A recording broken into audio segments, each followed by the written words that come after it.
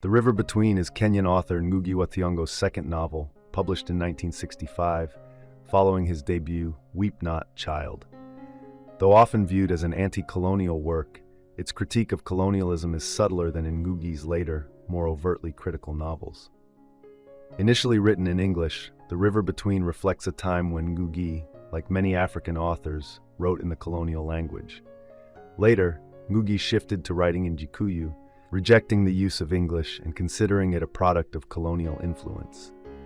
His eventual embrace of this perspective led him to compose his first full novel in Gikuyu while imprisoned in Kenya, using toilet paper as his medium. Despite this evolution, The River Between remains a significant exploration of pre-colonial Gikuyu life and the disruptive impact of Christianity on local communities and traditions. The story is set in the remote Gikuyu ridges of rural Kenya, where two neighboring villages, Kameno and Makuyu, are divided by the Honia River. The villages share a common history, culture, and dependence on the river, but their relationship is marked by rivalry. Neither village has encountered outsiders, but their isolation is soon to end with the arrival of European colonialists, specifically Christian settlers. Cheg, a respected elder of Kameno, warns of the impending arrival of these settlers, but the people dismiss his concerns, believing that the white settlers pose no threat due to their inability to speak the local language. Chege believes his son, Waiyaki, is destined to be the savior of the Gikuyu people. As Waiyaki enters adolescence, Chege reveals the prophecy to him.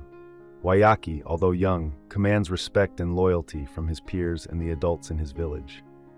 He struggles with the weight of the prophecy, but feels an undeniable sense of responsibility to the tribe's survival. To fulfill his role, Chege sends Waiyaki to Syriana, a European-run mission school, where Waiyaki receives an education in the ways of the colonizers, alongside his friends, Kinuthia and Kamau. In Makuyu, Joshua, a Gikuyu man who has converted to Christianity, becomes a prominent preacher. He lives with his wife and two daughters, Nyambura and Mutoni.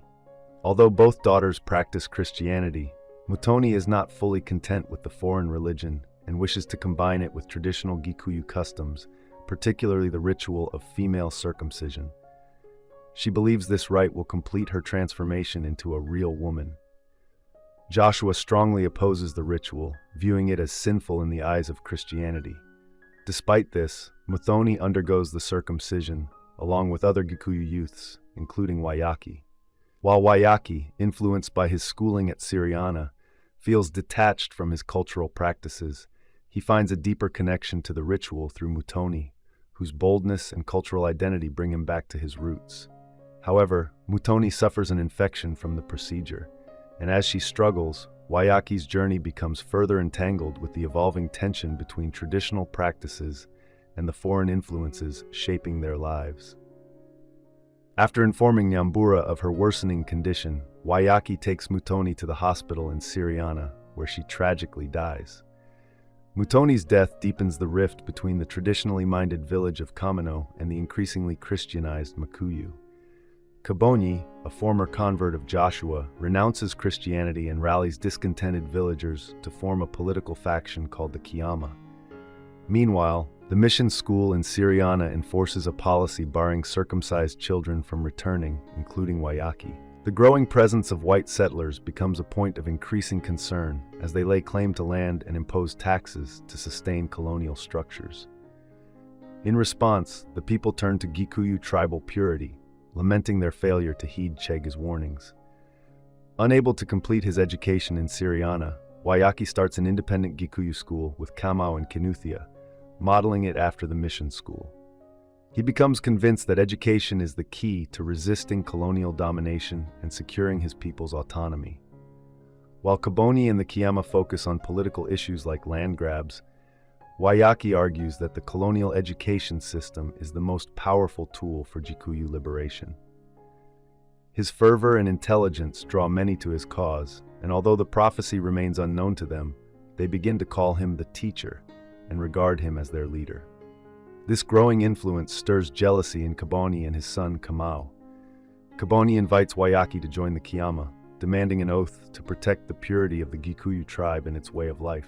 The Kiama rejects the Christian converts, believing that education alone cannot counter the threat posed by the settlers. Amid this cultural and political tension, Waiyaki and Nyambura fall in love. Their relationship is forbidden, as Waiyaki is entrusted with safeguarding tribal purity, and Nyambura, a Christian who has not undergone circumcision, is seen as impure.